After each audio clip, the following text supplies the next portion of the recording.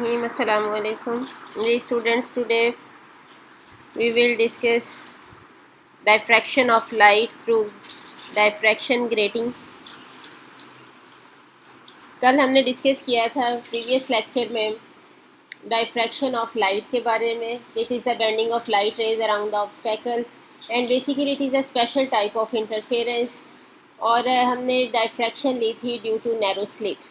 और the size of obstacle जो है ये कंपेरेबल होना चाहिए to the wavelength of incident light, इसीलिए हमने डायफ्रैक्शन को लेना है थ्रू नैरो स्लिट. उसकी भी हम स्लिट विड्थ बहुत स्मॉल लेंगे of the order of millimetres और माइक्रोमीटर्स. इसी तरह से अब हम लेंगे डायफ्रैक्शन ग्रेटिंग, जिसमें भी ऑब्स्टैकल कंपेरेबल होगी वेवलेंथ ऑफ लाइट के.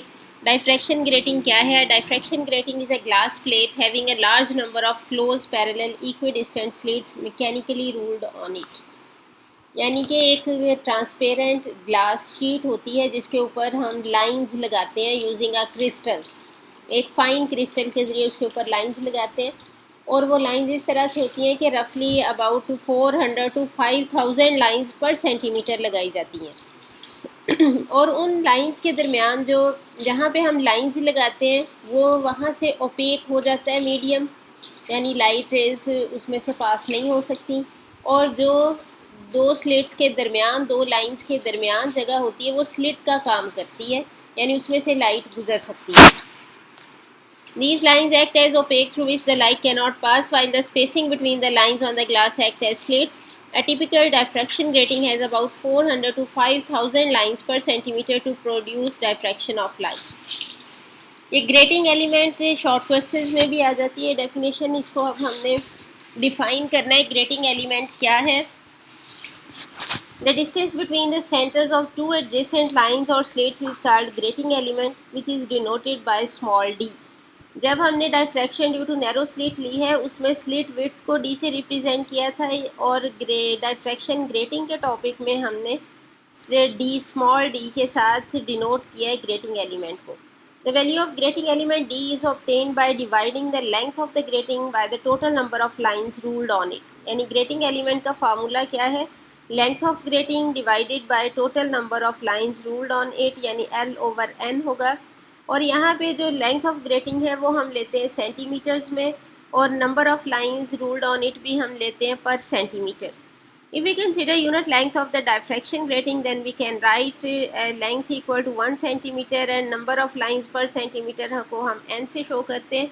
तो अगर हमने यूनिट सेंटीमीटर ली है, यूनिट लेंथ ली है डायफ्रैक्शन ग्रेटिंग की, तो फिर ग्रेटिंग एलिमेंट का फार्मूला बन जाता है 1/n. तो मोस्टली हमें लाइन से रूल्ड ऑन ग्रेटिंग पर सेंटीमीटर गिवन होती हैं, इसलिए हम 1/n ही रिलेशन यूज़ करते हैं ग्रेटिंग एलिमेंट का. प्रिंसिपल क्या है इसका? It's working is based on Huygens principle and phenomenon of interference. Of course diffraction is a special type of interference. तो और इंटरफेरेंस के फिनोमिना से हमने वेव नेचर ऑफ लाइट यानी हाइगन्स प्रिंसिपल जो है उसको प्रूव किया था, हाइगन्स के आइडिया को. तो इसकी वर्किंग भी इसी पे बेस करती है. तो वर्किंग आगे हम इसकी डिस्कस करेंगे. अब consider a parallel beam of monochromatic light illuminating the grating at normal incidence as shown in figure. Consider the parallel rays which after diffraction through grating making an angle theta with AB. The normal to grating when a beam of parallel rays coming out of slits is brought to focus at point P on the screen by a convex lens. Then a bright line will be formed at P. ये देखें कि large number of ये हमने यहाँ पे जो lines show की हैं, ये जो डॉट्स हैं ये बेसिकली लाइंस जो हमने रूल की हैं वो है, और दरमियान में जो गैप है ये वो स्पेसिंग है जिसमें से लाइट गुजर सकती है. तो इस तरह से आगे हमने रखा है कॉन्वेक्स लेंस, और ये डिफरेंट जो लाइट रेज हैं वो फोकस हो रही हैं at point P.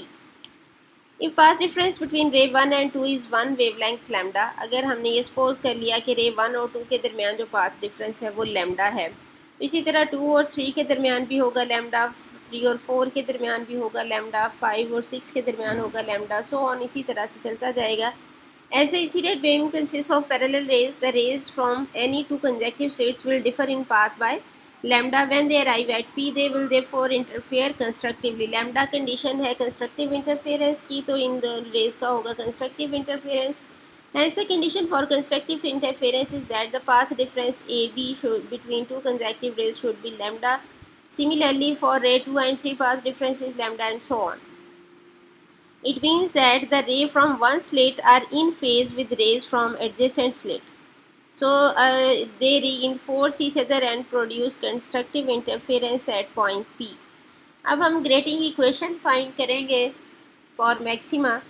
For constructive interference path difference A B between ray 1 and 2 is equal to lambda. Constructive interference की कंडीशन हमने ऑलरेडी डिस्कस की है.